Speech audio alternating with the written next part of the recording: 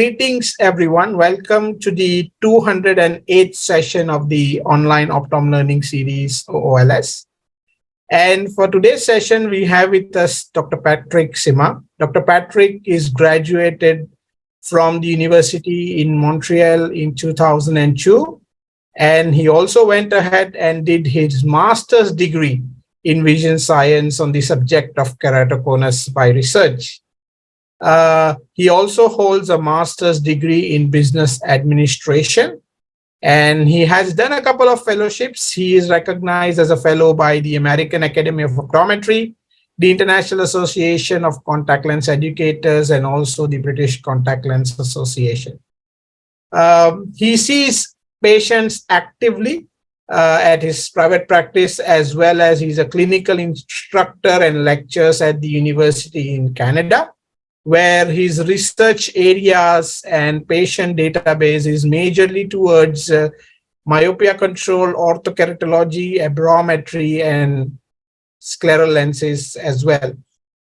With that experience, he has also been a co-author of a book, and I'm sure he's going to talk about the book, which focuses on myopia management, one child at a time, and he's going to share a couple of details from that book today with us. With that, he also holds, with his team, a patent for a contact lens design that controls the development of myopia and axial length. So with that, welcome, Dr. Patrick. Thank you so much for joining us on this Sunday morning all the way from Canada. And let me just leave the screen time to you. Thank you. Thank you for having me for this nice series that is now more than 3 years old. Thank you everyone for being here.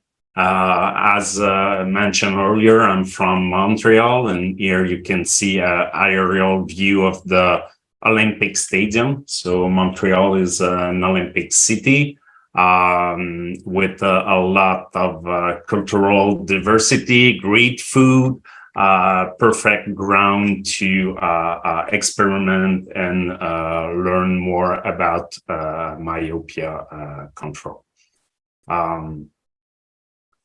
So let's begin. As mentioned earlier, disclosure. So today the talk will be mainly about our book that is now available in 3 different languages. Here's the disclosure. I want to start by acknowledge all the members of the team throughout the year, especially all the co-authors of the book, Langis Michaud, Rémi Marcotte-Collard, and Ahmed Ozani, that both bring a lot of content with their respective PhD on the subject. And also everyone, every clinician resident over the years that are still at the school part-time are still helping us managing roughly 900 yearly patients with different myopia control modality. My myopia journey began. I've started practice in 2002. It was the year that the FDA approved the nightly wear of orthokeratology lenses with the CRT device. Then a bit later in 2004, the vision shaping therapy got approval, and we were lucky enough to use both type of design at the same place, the VST and the CRT, over the years. And then a real turning point was in 2012 and 2013, when we realized that there was more than only doing orthokeratology to myopia control, and realized that the pupil size was a huge factor in patient selection in the contact lens myopia control modality. And then in 2016, we had the official myopia control course. Now students has 14 hours in their curriculum about the subject, and we then publish our algorithm in 2016 So today is more kind of the evolution and the work of everyone on different subject, topography analysis, chirurgy, peripheral retina, a lot of work on the correlated response that we'll talk a bit later. So the first thing to assess is how can we influence the eye growth. So the metropolization cascade is quite complex. It starts with the neural retina that will encode the sign of defocus. Then it will rely that stimulation to the RPE choroid complex. And the choroid has that ability to change its thickness quite rapidly to those sign of defocus. And this will send some signal to the sclera that will be able to remodeling itself, and then we will have axial lens growth. And IOP also play a role, especially in that 6 to 10 years old patient. And when we talk about the axial growth, it's mainly the change in the posterior vitreous chamber that will occur. And then accommodation would modulate that the focus to be hyperopic or to be myopic. So this is the whole cascade. What do we know now? Most of the actual treatment are based on the peripheral defocus theory. So we have what we call the central and the peripheral defocus. And what happens in myopic eyes is that the peripheral or the mid-peripheral defocus is behind the retina. So most of the treatment will try to bring those ray of light in front of the retina to slow down the axial lens growth. We know also that there is a dose response in human and in animal, and that dose response is factored in based on the intensity of the signal and also the area of the signal. And we can go a bit further than that and see where there is a zone that will bring more or less better reaction to the choroids. And the eye, we also know that can handle myopic defocus and hyperopic defocus at the same time. And there is also a temporal effect of it, meaning that it will react on the short term and also in the long term. So what it shows us in terms of myopia, what is the implication of that, is that we need to be successful. We need a strategy that will control the central burr, so meaning that we don't want any under correction, meaning that we need sometimes more frequent follow-up. And also we need to control the peripheral burr, so the myopic defocus on the retina. So both defocus can coexist. It's really a matter of which one should be higher. This is an example of a patient -7, and when we do the focus, we realize that we generate around +24 of peripheral addition, which is a quite high stimulus that will slow down axial lens growth. So the first step is making sure we are able to identify those patients that have higher risk to dose or intervention. There is a huge list of different risk factors. We have age, gender, genetic by ethnicity, and also parental myopia. More and more studies are showing that there is also a nutrition component. There is also some environmental condition, outdoors activity, screen time we do on new work, ambient light, urbanization, and also there is the shape of the eye itself, the axial length also of the eye. Keep in mind when we take a look at those risk factors that they're not equal.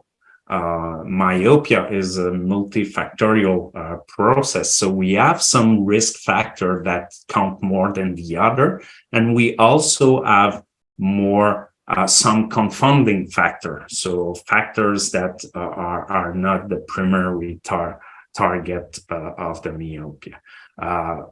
Based on the IMI publication in April 2021, we have 4 factors that have a very strong and equivocal consistent link to myopia, and those factors are education, time outdoors, screen time, and parental myopia. Doesn't mean that there's no other factor. Sometimes it just means that we don't have the scientific evidence to really say that it comes from that. So we'll go through those different factors. So the first one, education. Education, I've shown in many studies that the number of school years will give you an increased prevalence of myopia. So the longer you go to school, especially if you go to university, the higher the prevalence of myopia. The second factor is outdoor activities. Multiple study and many studies are still ongoing on that. We don't know the exact mechanism. Is it the dopamine level? Is it the intensity of the light? Is it the UV light, spectrum of light?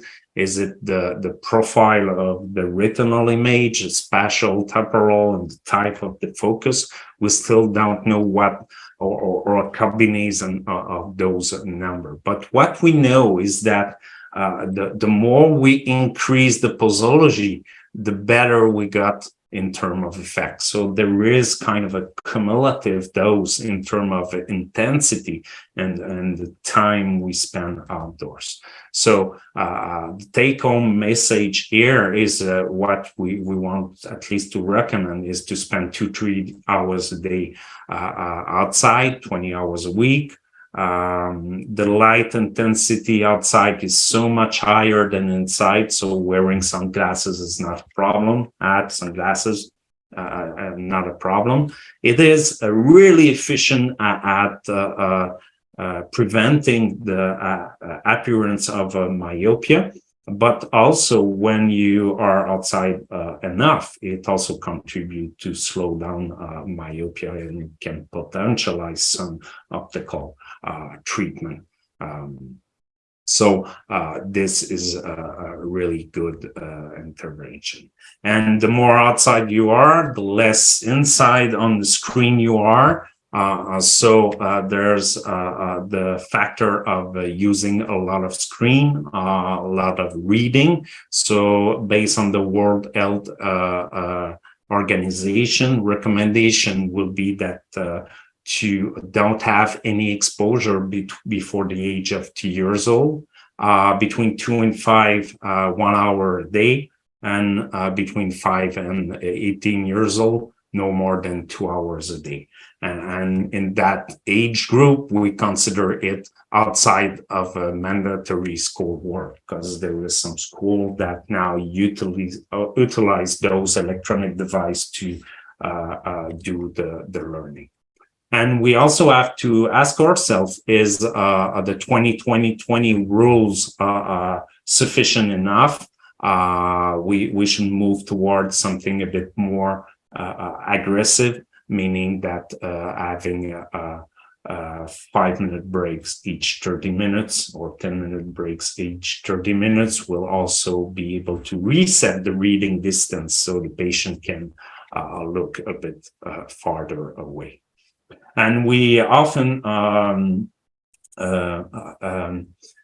underestimate the number of hours people are spending on any digital screen. So in the US, data shows that the kids between 8 and 12 years old spend 4 to 6 hours a day on the screen, adolescent up to 9 hours, adult can be even more than that. And the challenge here is to realize that it is also a kind of a lifestyle thing. So when the child see their parents on their phone all the time and on the device, they try to imitate them. So we also need to assess that by counseling the parent. So the thing with the reading and the screen device, the more hour you spend on the screen, the more the risk of having myopia. Also, if you have a profile of intensive schoolwork with a lot of tutoring outside the school hours, this can promote also myopia prescription. And depending on the device we use, a smartphone will be much closer than a screen and then a computer. So we also need to measure or binocular vision and FOIA at the main distance that our patient will use their device. Many studies done during the COVID have shown that the reading and the neo work component of it has definitely an increase in the level of myopia progression. And also light by itself can have some impact, and light can also be modulated by the number of parents being myopic. So here what we can see, if you have 2 parents myopic, the risk of having myopia is much higher if you read closer. Same thing with different lighting condition. So there might be some effect about different chromatic aberration that may play a role in the progression of myopia. So there's only 24 hours per day. So the more outside you are, the less on the screen you are. And what we need to target will be those regular exposure outside. Also take into account the seasonal variation.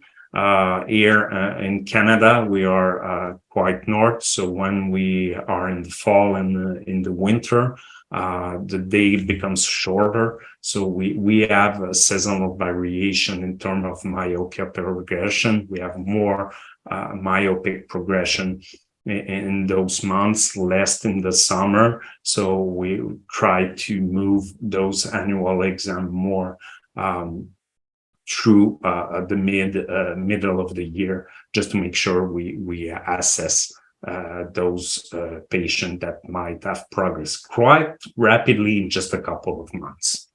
And genetic, as said earlier, modulate also the near vision. So the more and when we take into account the near vision, we have there's a time, continuous time, there's a distance. Some studies have shown posture, sometimes weak evidence about that, the lightning, and there's also the temporality of it, when during the day. This we don't know yet. Some studies have also showed that the difference between myopic and non-myopic patient is mainly what they do in their leisure time. If you read just for pleasure, you're more likely to be myopic and progress a bit more than something else. The Sydney Adolescent Vascular and Eye study have shown that those two factors, time outside and near work, when you put them together, then you have much higher risk. Here in A, we have the younger cohorts, which they were 6 years old at the baseline. So if you don't go outside, read a lot, you have 14 times more likely to develop myopia. If you're older and you do the same kind of pattern, then it's 4 times. So those younger patients, 10 years old and younger, are more sensitive to those bad habits of not going enough outside and reading a lot for a long time. And this has also been shown during the COVID. So this is a study that have shown that during the lockdown, the COVID, we've seen a huge increase in myopia prevalence, mainly in those 6, 7, and 8 years old patient. So the younger you are, the more sensitive your visual system is to those kind of adaptation. So when we put all those risks together, what do we evaluate? We want, if you have myopia before the age of 10 years old, it's bad sign. Female progress a bit more than male, also bad sign. If you have 2 parents myopic, especially if there's one eye myopic, or relative, brothers, older brother, older sister with already myopia, this is bad. A lot of screen time for pleasure. This, especially if it's continuous screen time, close reading distance, that's a bad thing, limited outdoors time. And of course, we use in our clinic the axial lens, mainly the Tideman or some other one for agent, to assess the growth curve of our patient and see their trajectory. And this is how we manage our patient. So the goal in terms of public health will be to have a myopia below -6, as the Tideman paper showed, at the age of stabilization, and also to have an axial lens below 26 at that age also. So the question we can ask once we have target who's more at risk is what will be the best strategy? So here a small poll. Let's launch the poll.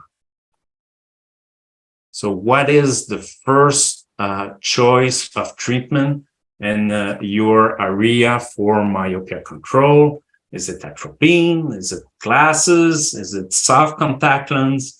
Is it orthokeratology, or is it iDose atropine? Yeah, I've launched the poll, and we are getting some results there. Just let's wait for another maybe 10 to 15 seconds and see the response. So if you don't see the poll, just to remind that you might have to go to the 3 dots and click on the more option, and you will see that there is a poll launched. Okay. Almost everyone has answered. That's very good. We might have a winner. We do have a winner, yeah. And it makes sense. Yeah. So we have almost 44% in their area is anti-myopia glasses, and then followed by very tight fight between low dose atropine and orthokeratology. And we also have a couple of them who have the access to soft multifocal contact lenses as the option for first choice of treatment for myopia management or control. Yeah.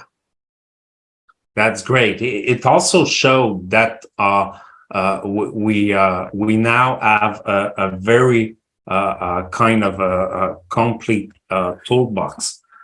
We have many options, even as the first treatment. So what is the best strategy?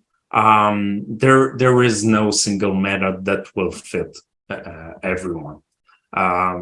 Usually in any study, result are average, and there's always some people that respond a bit less or progress a bit more than the average to each different method. So we have to keep in mind that we have to adapt every strategy and adapt it to the patient condition and willingness to follow those treatments. I really like that graphic because even though it's in percentage, might not be the best way to represent it, but it shows that we have definitely some method that doesn't work, and we show that we have evolved into the years with a very wide toolbox that will pass through that we can use to control myopia. So what factor we need to consider to define the best strategy? So the age at myopia onset is definitely a huge factor. So if you have an onset before the age of 10 years old, you will progress longer, and you might also have a higher yearly rate of progression. As mentioned earlier, if you have both parent myopic, if over that, you also have some binocular vision and anomaly, those kind of thing needs also to be addressed to be more effective. And if you're already near the 26 millimeter in terms of axial length, then you have to consider to be more aggressive, to have a strategy a bit more intensive, even if combined therapy in some cases in those age group. And over 10, 12 years old, you can be less aggressive. So genetics, binocular vision is important. We now know with the Blink study done by Wireline and all that there is a dose response of contact lens in terms of how the eye react to myopia control in those design. And we also have to personalize our approach to the maturity of the child, especially when we talk about contact lens, and budget can also have an impact on the compliance of what we decide to choose.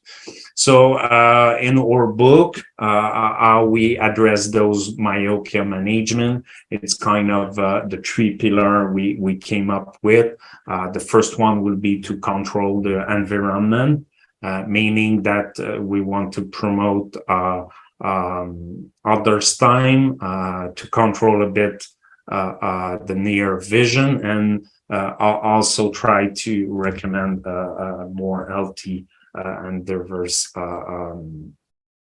diet. So nutrition is more and more something we will have to look for.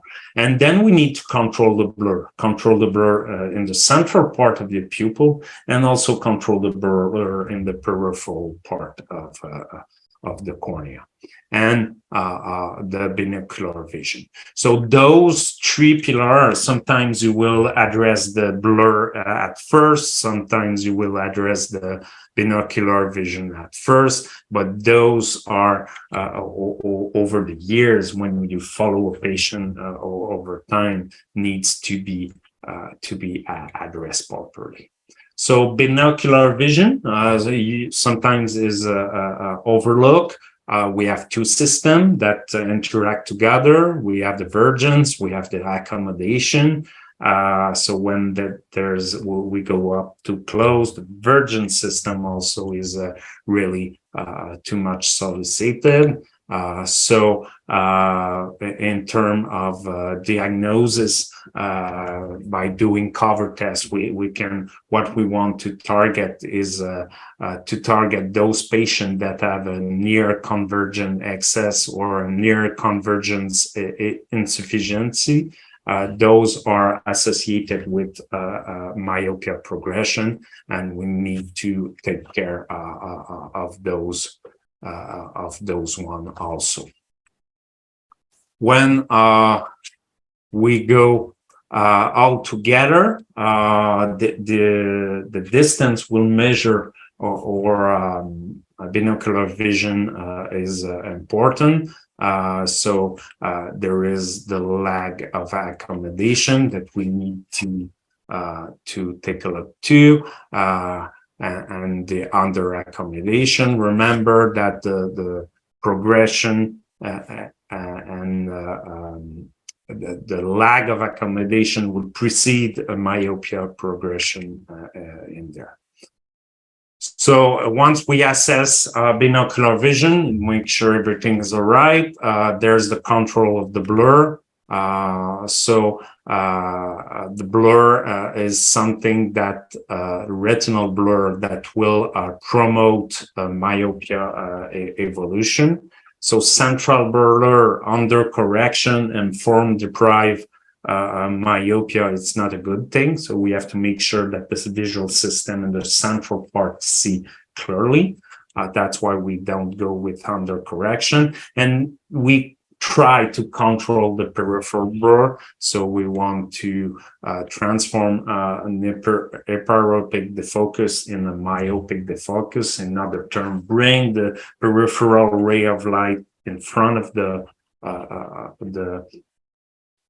retina. And by doing so, we also affect the contrast sensitivity. So there's also other mechanism going on at the retinal level by doing that. Eye myopia defocus can also create blur vision at distance. So there is a balance to have between doing a very eye peripheral myopic defocus and keeping the central vision clear. So we need to equilibrate those zones to be successful. One of the way to measure that, choroid is a marker of it. The choroid can become thinner or thicker or thinner depending on the stimulus. So this is something we can measure, and Dr. Remy Marcotte-Collard is working on that with his PhD. Already showed that in the human retina, the more add you bring to the system, the more volume increase you get in terms of the choroid. So the challenge here is really to balance the binocular vision issue. What will be the impact of the multifocal design, especially in soft contact lens, on the binocular vision, to make sure that we don't get blur, potential blur at distance. So even though the choroid shows that we still have a higher response at plus 15, it might be difficult for the brain or for the patient to wear a device with a plus 10 in the periphery. So what modulate that level of dose in the retina? The pupil. So the pupil modulate the quantity of the focus in the peripheral retina. So we also need to consider the pupil the entrance pupil, so which is a bit different than the physical pupil. So the center of the pupil might vary depending on the light, the visual task, the refractive error, and also the baseline pupil diameter. So the pupil of entrance is the center in superotemporal location. So we need to find with in response to relative to the pupil size, those area where we get a better result, a better way of having a positive response on the correct. Other work from the team at the School of Optometry, Dr. Marie-Michelle Dupree work on the axial lens profile on the periphery. She has found that the retina is not symmetrical when we go more than 20 degrees, especially in the nasal part of the eye. Laurence Boilly have done a ERG study that showed that the area where the retina is more responsive to the focus is more kind of around the 15-24 degrees zone. So when we talk about peripheral retina, it's not that peripheral. It's really kind of the mid peripheral. So that area between around the 15-degree zone will be more reactive to the focus and stimulation than somewhere else. So when we take a look at what we have in terms of all the tools in our hands, as in the poll we did earlier, the winner was the glasses. So glasses, now we have great anti-myopic design, multiple ones, still some coming on the focus. So single vision lenses do not work. It's not a good option. Same thing as under correction, should not be used daily. Progressive lenses and also bifocal lenses might be also used depending on when we have a binocular vision issue. So those devices are still can still find a place in our algorithm to improve our myopia control strategy, especially those when we talk those prismatic bifocal, those one where we have a prism only in the reading part, the lower part of the eye. So it's really important to use them, and there's also counseling about how you use it. So if you put a bifocal and you're looking through the upper part of your glasses, which is the far vision zone, you're less likely to have a huge impact on your myopia control aspect of it. Soft contact lens, we have a huge now growing portfolio of device. There is the off-label use of soft contact lens, and also we have now a fully approved device developed for improving those myopia control. There's dose response. We want to choose preferably a center distance design, works better. And this is something that can be also customized.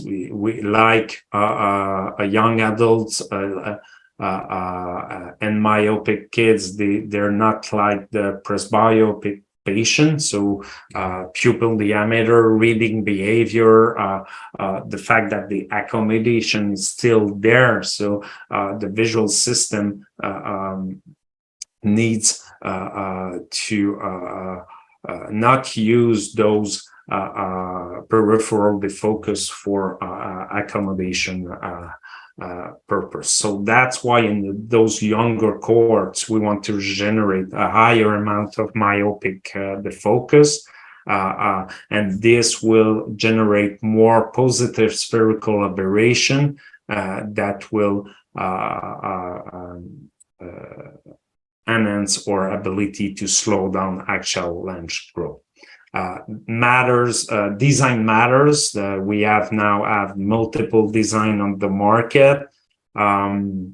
I really like that publication because it allows us to classify the different design in terms of soft contact lens, where you sometimes have the concentric with the center distance 1, and we have all those kind of a variation between the alternance between far and near, and also all those head-off design that don't have any periodicity in the far and near zone of the design. No matter which device we're looking for in soft contact lens, there's two things really important. With soft contact lens, we know the dose we give to the patient, because every design of the soft contact lens are controlled compared to orthokeratology, as I may say. But the pupil size will change, and this will have a huge impact to in terms of the focus at the retinal level, depending if the patient is reading or not, is the pupil is smaller or bigger, where is that? So this is what is shown here, that depending on the pupil size, the relative percentage of area for the far or the near vision, this will change, and then you won't have the same effect depending on the characteristic of your patient. So design matters, really important. Other study done by our colleague Grimoire Cotcolard, he looked at 3 different design, look at the choroidal response, and what we can see is that there's no better design than the other. Instead of that, we can see that some will respond to one design and some will respond to other design. This confirms that the more and more we go and we learn about myopia control, we'll need to keep those personalized and customization approach in the soft contact lens platform for myopia control. Same thing for orthokeratology. Historically, orthokeratology have been developed to have the biggest far vision zone as possible on the cornea. It's not necessarily what we want in terms of myopia control, so we don't fit a patient for correcting the myopia versus controlling axial lens growth the same way. One of the big difference is the landing zone. So usually we want to be steeper than the corneal peripheral corneal curvature. So we want to have a design that compress a bit the peripheral retina, and this will usually generate more addition, more peripheral myopic defocus in the reverse curve. By doing that, we need more curve in the design than the traditional orthokeratology zone, and also we can play with the optic zone size. So once again, customization is really, really important. But the tricky part about orthokeratology for myopia control is that the shape of the lens, the characteristic of the lens doesn't always translate on the cornea. So there is some variation. So corneal molding is not equal to optical zone diameter of the lens. And this is what we've seen over the years at the school, is that depending on the design of the orthokeratology lens that we use, the size of the far vision zone was different, meaning that the peripheral addition sometimes was outside the pupil and sometimes it was inside the pupil. And we've noticed that we had to take that into account. And here it's not saying that one design is better than the other. It's more saying that we need to customize the proper zone for the proper characteristic of the or patient pupil size. And why is that? Is when we bring that peripheral defocus just in the border of the pupil or inside the pupil, we increase the amount of eye order aberration, especially spherical aberration. And this is something that will give us a better control on the axial lens growth. And we know that for years, and we know also that the higher the amount of myopia we correct, the more pressure we put in the center, and the more addition we generate in the periphery of the pupil. So it would be easier to generate peripheral defocus or a high amount of spherical aberration in a -4 than a -2. That's why using a customized design in orthokeratology, when you have those patients below -2, will increase your level of myopia control. In terms of orthokeratology, we also don't need to be really aggressive in terms of eye myopia correction to be successful.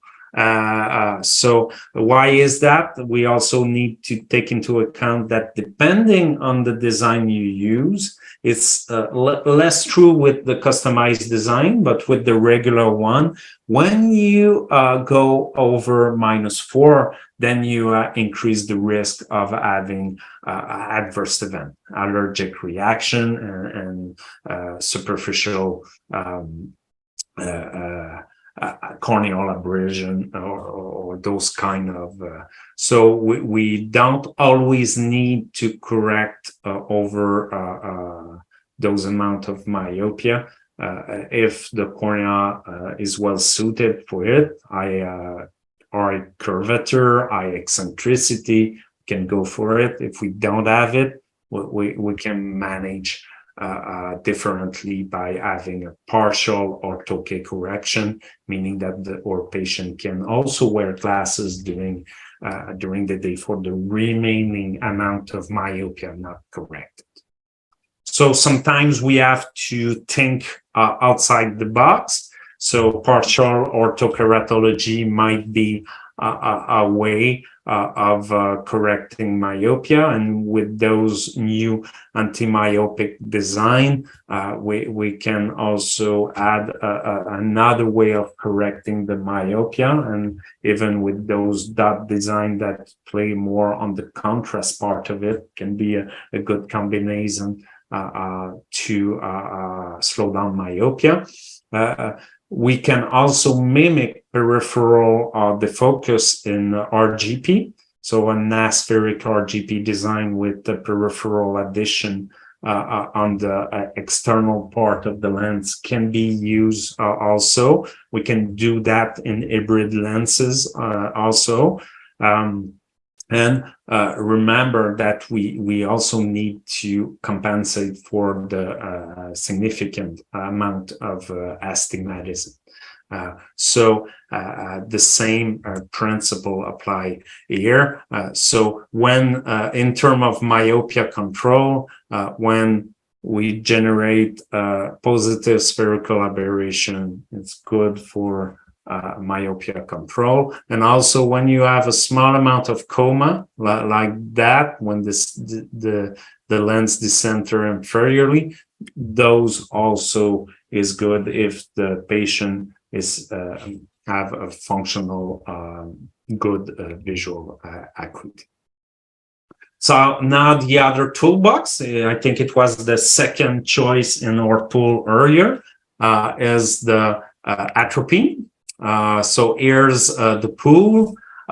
In your area, who can prescribe low dose atropine? Just to have a sense of it. We have ophthalmologists only, ophthalmologists and other MDs like pediatrician, MD including ophthalmologists and optometrists, and there's no availability of atropine in your area. Okay, so we have some answers coming in. Leaving this on for another 5 to 10 seconds. Okay, I think majority of the availability, or I would say the prescription, comes through an ophthalmologist in most of the areas, I guess, and then MDs as well, other pediatricians. Very little amount of prescriptions could be from the optometry side. Yeah. Great, Paul. Great to know. We have many ongoing study right now on the subject of atropine. The one that are already complete, the huge one is the LAMP study that reassess the fact that the higher the dose of atropine, the better result we get, but the higher the rebound it is. But the LAMP study on 3 years have shown that the 0.05% with the highest dose is the most effective, even though it's the one with the highest rebound here. But the rebound is still more effective than the other lowest dose. So what we'll try to do clinically is try to prescribe that kind of dosage to promote the control of myopia. What also the LAMP study showed us is that when we have a patient lower than 10 years old, we see huge difference in terms of dosage, much more than the 12 years old cohort. So the younger the patient, the higher the concentration of atropine they need to have a better control on their myopia. So this bring us to what we call the Netherlands experience. It was on the series a couple of months ago. What they do in Netherlands is that they do a very high dose atropine, 0.5%. If you are in the 75th percentile growth chart, they provide photochromic lenses with 3 diopter addition, and then they follow over the years. And when you are stable, they decrease the dosage of the atropine and so on, and then they stop atropine once you attain 0.05 milliliter or less of actual grow length on that year. Remember that prescribing atropine before the age of 6 years old is not really recommended. So this is something to be careful about. It brings us, when we do that overview of all the toolbox, to what we call the Montreal experience. So this is something that already has been published. It's also in our book. So when we have a myopia suspect, we do cycloplegic refraction, autorefraction. If you can do it, if you down, there is some retinoscopy technique that are quite accurate to confirm myopia. If myopia is not confirmed, then we can play on those environmental factor, life aging, computer usage, more outdoors, sufficient light, the reading distance, nutrition, and vision therapy if it's needed. Once we do follow-up, when the patient is confirmed as a myopia, then we need to reassess the binocular vision and make sure we don't have any significant foveal at near, the reading distance of the patient, ACA ratio, do we have any lag, do we have any accommodation flexibility problem, and then if it's normal or abnormal, we can decide to do vision therapy right away and being restored, or we can straight jump to the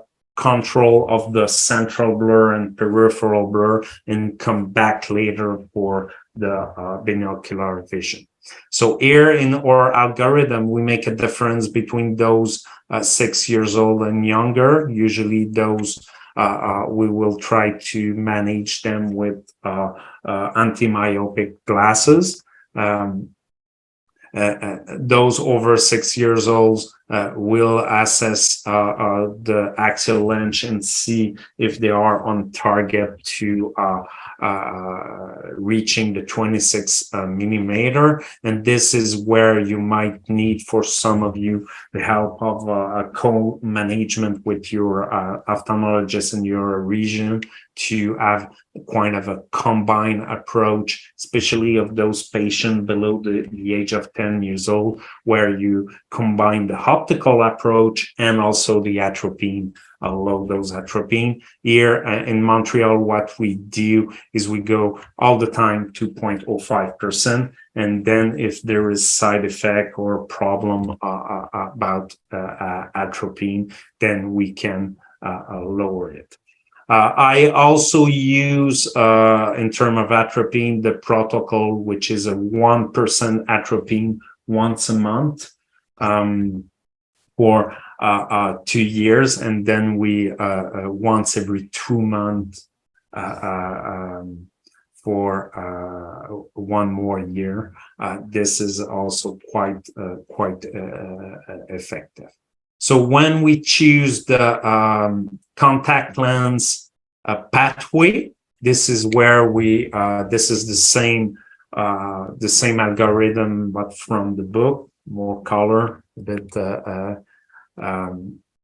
same thing here. So when we choose the contact lens pathway, that's where our algorithm is based around the photopic pupil size. So we measure the pupil size, and depending on the level of myopia and the level of astigmatism, this is where we will try to choose one option over another.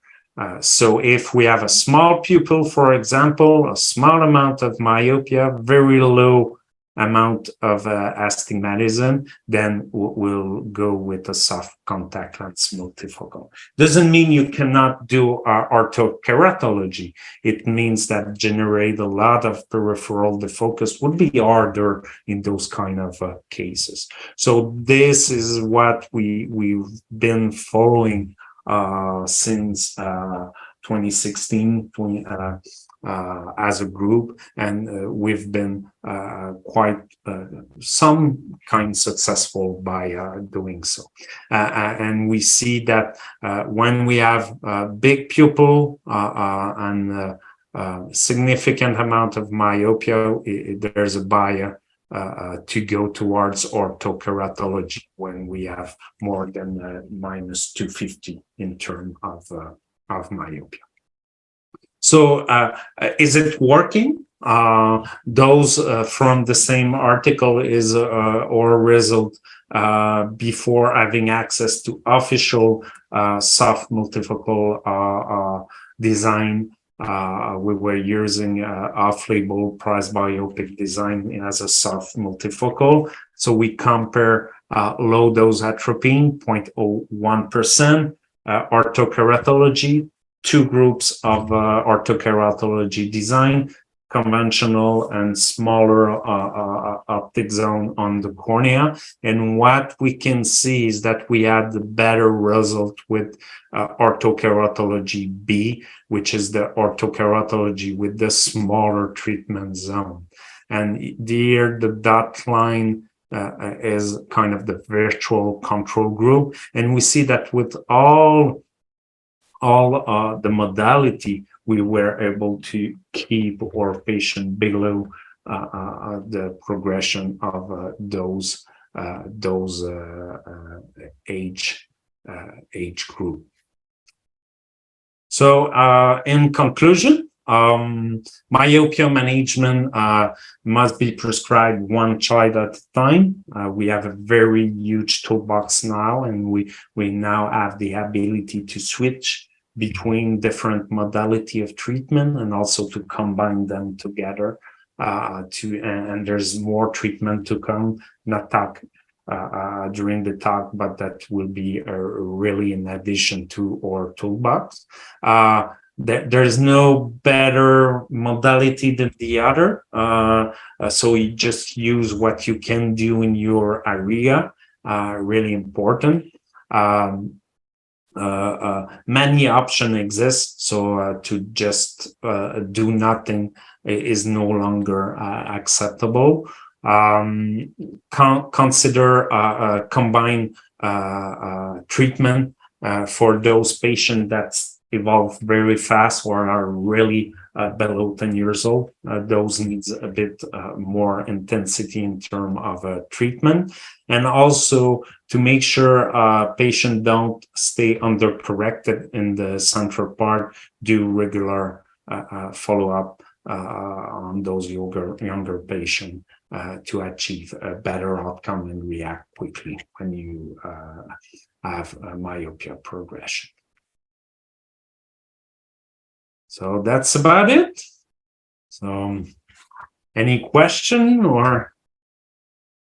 Well, thank you, Dr. Patrick, for that insightful talk and taking us through what you have been practicing. And I guess the guidelines, what you have given for people who are new or looking into myopia management, I guess that could be a baseline for us to follow. So, you have that pupil size, you have that refractive error cutoff line.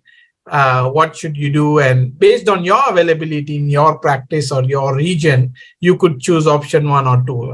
I'm sure that not every place have all the options, but that gives you as a guideline. So thank you so much for sharing that with us.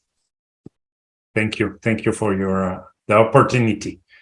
One of the question was regarding the availability of the MySight lens. Do you have the option of fitting MySight lens in Canada? Is it commercially available, or is it coming up soon, or what are the availability?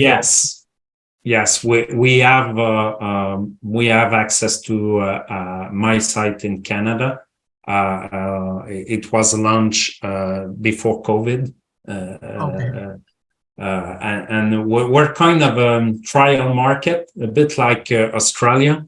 So when there's something new, usually they launch it in Canada. We also have the one-day soft contact lens ability device from Johnson & Johnson. We have some EDF design also available. And also in terms of glasses, we also have now the dot lenses, the alt design,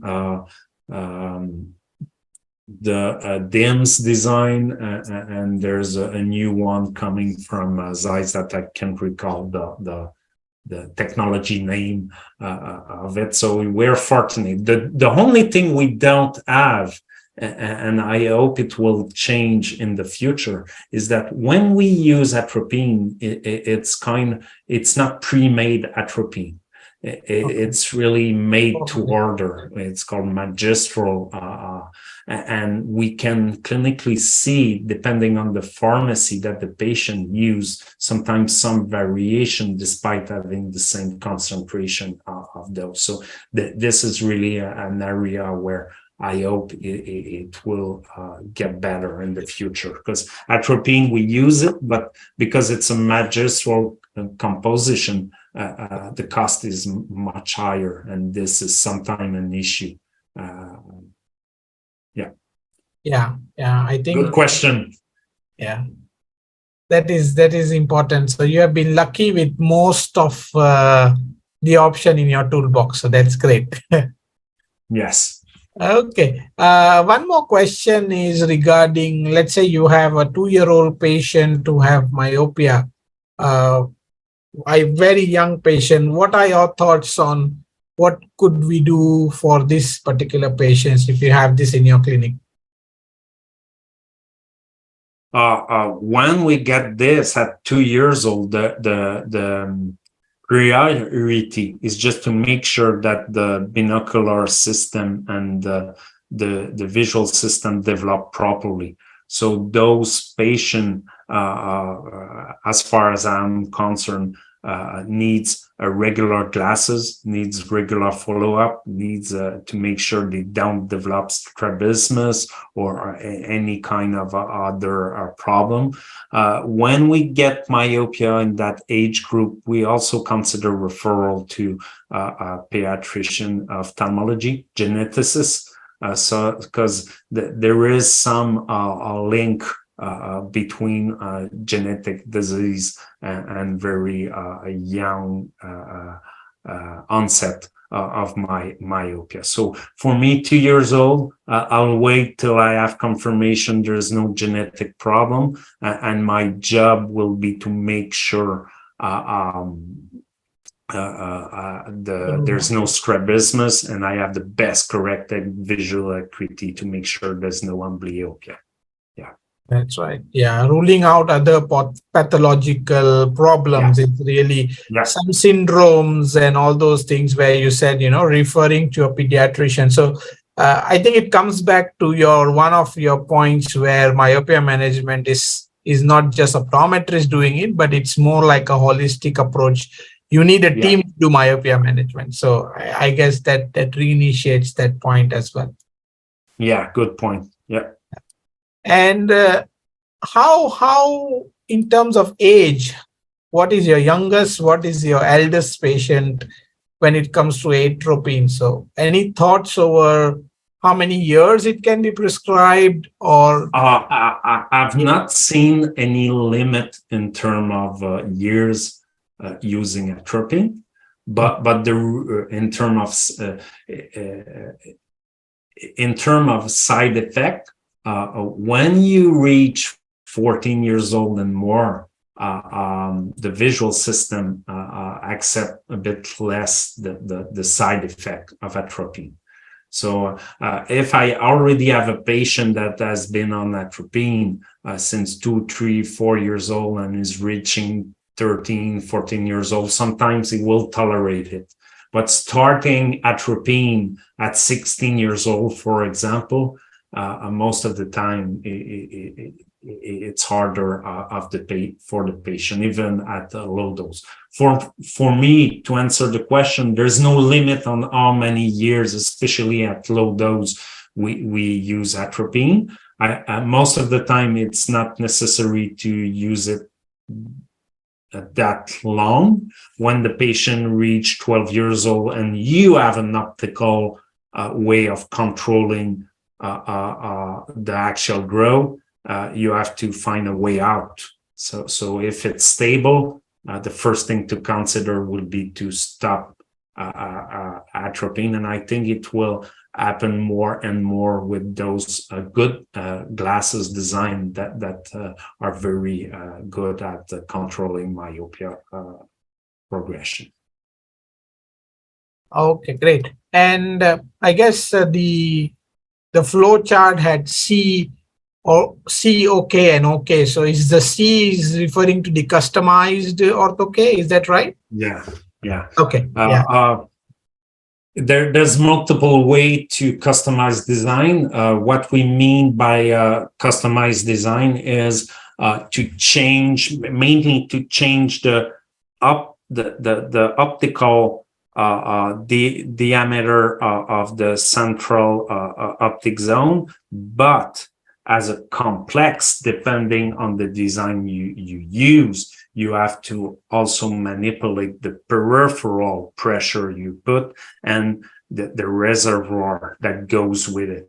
So it's depending on what you're using as a design. It's not only making the optical zone smaller. Those kind of approach don't work. You have to also compensate for the periphery. That's why usually the most important change you need to do when you want to customize an ortho-K design to myopia control is to get a steeper periphery. And it will, you will have a lens that move a bit less, a bit more prone to adherence, but you will definitely generate more mid-peripheral defocus, which is the goal for myopia control. Okay. Yeah. All right. A couple of more questions, and this is more regarding, if you have a patient with strabismus, would you go ahead and fix the strabismus first before managing myopia? And I would just take the next question as well. It's on amblyopia. So it's more like having two conditions with together. What would you do? Myopia plus strabismus or myopia plus amblyopia? Which one would you treat first, or any thoughts on these type of cases? Yeah. There's multiple possibility here. For sure, when I have an amblyopic eye, I'll try to treat the amblyopia first as the first approach. When I have strabismus, it will definitely depends on the type of strabismus. So sometimes exotropia. I had some success doing orthokeratology in managing the exotropia after. So that's in our algorithm where there is some situation where you can generate central and peripheral blur and defocus, and then come back after 1 to 3 months in the binocular vision issue. And it goes with the fact that in some cases, especially with orthokeratology, the binocular clear zone vision gets a bit bigger with that modality. It was shown by Kate Gifford and her work on that. And clinically, in some situation, especially those exophoric that become sometimes exotropic at far, it might be a good idea to just do orthokeratology and then come back on vision therapy and binocular vision. So to come back to the question, I'm not really worried about the strabismus aspect of it. It's more the amblyopia. So when there is amblyopia, and I'm less willing to put a peripheral blur in the system. I want to manage that amblyopia before. So this is for the exotropy. Esotropy, it depends on the case. Sometimes is accommodative, it's some conversions. I had success in some cases where we have contact lens, and then we have a contact lens with a functional addition. So we use the design of the soft contact lens to make sure they don't become azotropic at near, because they need a near addition. And this can also be done with a combo therapy, which is ortho-K and glasses addition for reading. So there's a lot to do. It's just be careful if you have an amblyopic eye. And also it depends on the age. If you encounter a patient that is already 16, 14 years old, and there's one eye a bit amblyopic, sometimes you have to decide which is more important, controlling myopia or getting one or two line better acuity. So yeah. Yeah. So good question. That's a really good question. Yeah, need to weigh your risk and benefits there, right? So yeah, definitely. Yeah, we'll take a couple of more questions, and one of it is the biometry. So, of course, we do understand that biometry is important. What's your take on doing biometry in ortho-K patients, and how often do you kind of repeat those measurements for comparisons? If you can put some light on that. In my journey to myopia control, optical biometry was definitely an eye-opener. It completely changed the way I managed the risk.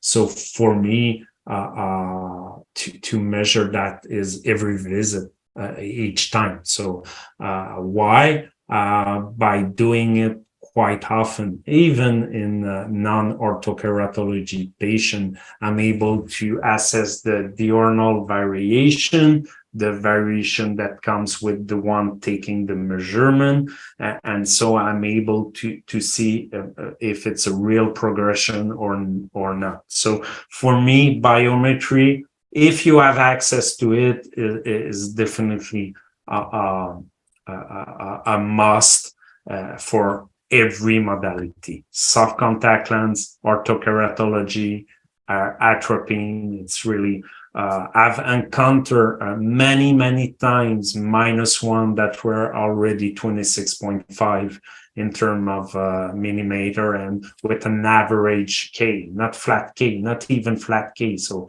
the lens can be really flat or really steep. There's no formula that will accurately able to replace that. So I'm a huge fan of biometry, even though in my talk I've not talked a lot about it, because I know it's a subject that is usually quite popular those days.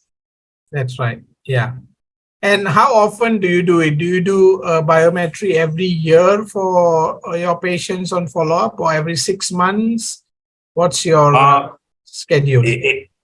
Each time we see the patient. So if you have an older patient that is already stable, 16 years old, and you see on a yearly basis, you do it yearly. If you have a younger patient below 10 years old, you see you're starting a treatment. Usually when you start a treatment, you want to do it a bit more often, just to have a sense if you're starting to slow down that myopia progression. But I'll say that doing it at the beginning of the treatment, at least each 6 months, it's a really good practice, especially if you have a sense of the previous progression rate. So if you have a patient that have progressed -150, -1, even sometimes -2 in the previous year, then you have to see him early on. And having the ability to do the axial length measurement more often make me more patient on the fact of adding atropine. So I can initiate an optical treatment, do 3 months, 6 month measurement, and then decide if I need to add the atropine or not. Awesome, great.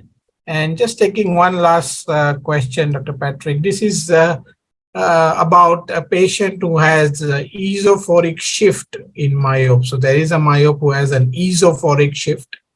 What glasses in terms of optical correction would be, your option if you have to choose? And should we also look at the corneal parameters in terms of myopia management, like doing topographies and measuring the corneal dimensions? Do you think that has a role for monitoring? Just want to make sure I understand the question. So we have a patient with esophoria. The first step will be to make sure, do we have a accommodative lag that goes with it? Do we have a high ACA ratio? If I don't have that, I only have an esophoria, I'll manage it like a small esophoria regularly. If I have a lack of accommodation with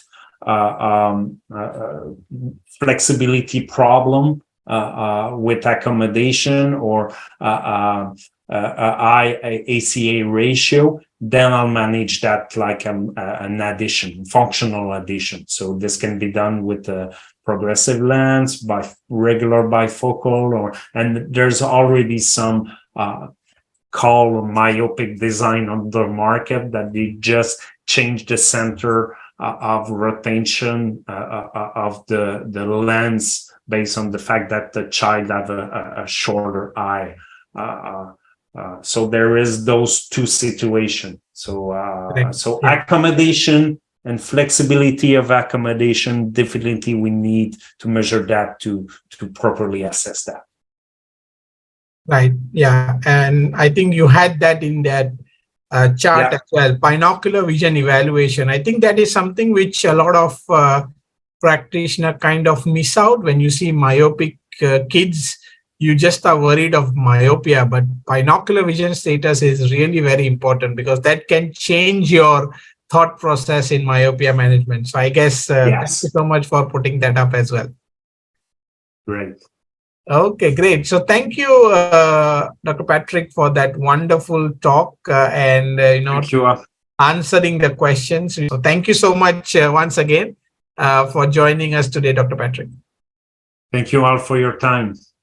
Yeah, take care and have a nice day. So to the attendees, we do have session planned over the next weekend. We will, until then, take care, be safe, and I hope to see you during the next session. Bye-bye. Thank you.